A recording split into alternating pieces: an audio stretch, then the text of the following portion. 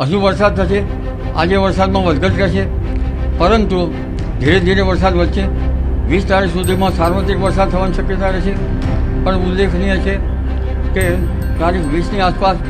તો નમસ્કાર મિત્રો, સ્વાગત છે અમારા નવા વિડીયોની અંદર. આજના સમાચારની વાત કરીએ તો હવામાન વિભાગની આગાહી મુજબ ગુજરાતમાં આજે અને આવતીકાલે ભારેથી ભારે વરસાદ વરસશે. હવામાન વિભાગના મતે રાજ્યમાં એક સાથે 4 સિસ્ટમ સક્રિય છે, જેના કારણે રાજ્યમાં આગામી 3 દિવસ મુશળધાર વરસાદ વરસશે. આજે સૌરાષ્ટ્રના દરિયાકાંઠા અને દક્ષિણ ગુજરાતના જિલ્લા માટે ભારે વરસાદનું અનુમાન છે. આજે ગુજરાતના સૌરાષ્ટ્રના 3 જિલ્લામાં ભારેથી ભારે વરસાદની આગાહી છે. સૌરાષ્ટ્રમાં જુનાગઢ, અમરેલી, ગીર સોમનાથમાં ભારે વરસાદનું રેડ એલર્ટ જાહેર કરાયું છે. તો દક્ષિણ ગુજરાતમાં નવસારી, વલસાડ તેમજ સંઘ પ્રદેશમાં દીવ, દમણ અને દાદરાનગર હવેલીમાં વરસાદનું રેડ એલર્ટ આપ્યું છે. તો દ્વારકા, પોરબંદર, રાજકોટ, ભાવનગર, સુરત, તાપી અને ડાંગમાં વરસાદનું ઓરેન્જ એલર્ટ જાહેર કરાયું છે. જ્યારે કચ્છ, મોરબી, જામનગર, સુરેન્દ્રનગર, બોટાદ, અમદાવાદ, ગાંધીનગર, મહેસાણા, પાટણ, બનાસકાંઠા, સાબરકાંઠા, અરવલ્લી, મહીસાગર, ખેડા, આણંદમાં વરસાદનું યલો એલર્ટ આપ્યું છે. જ્યારે મધ્યના વડોદરા, આણંદ, પંચમહાલ, છોટાઉદેપુર, નર્મદા, દાહોદ અને દક્ષિણના ભરૂચ જિલ્લામાં પણ યલો એલર્ટ આપ્યું છે. યલો એલર્ટ વાળા જિલ્લામાં છૂટાછવાયા સ્થળે ભારે વરસાદ વરસવાની શક્યતા છે.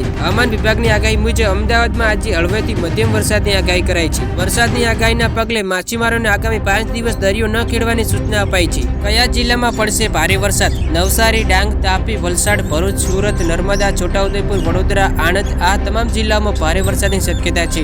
આ સિવાય મહેસાણા, પાટણ, ગાંધીનગર, અમદાવાદ, સુરેન્દ્રનગર, મોરબી, જામનગર, દેવભૂમિ, દ્વારકા, રાજકોટ, બોટાદ, ભાવનગર, અમરેલી, ગીર સોમનાથ, જુનાગઢ, કચ્છ સહિતના આ તમામ વિસ્તારોમાં ભારે વરસાદની શક્યતા છે. હવામાન વિભાગની અનુમાન મુજબ આગામી ગુજરાતમાં આગામી 7 દિવસ સુધી અવિરત વરસાદી માહોલ રહેશે. સૂત્રાપાડા સહિત ગીર સોમનાથના તમામ જિલ્લાઓમાં છેલ્લા 24 કલાકમાં ધોધમાર વરસાદ વરસ્યો હતો. ગીરગઢમાં 5, પાટણ, વેરાવળમાં 6, કોડીનારમાં 5, તો તલાલા અને ઉનામાં 18 વરસાદ ખાબક્યો હતો. આજે પણ જિલ્લામાં વરસાદનું એલર્ટ આપ્યું છે.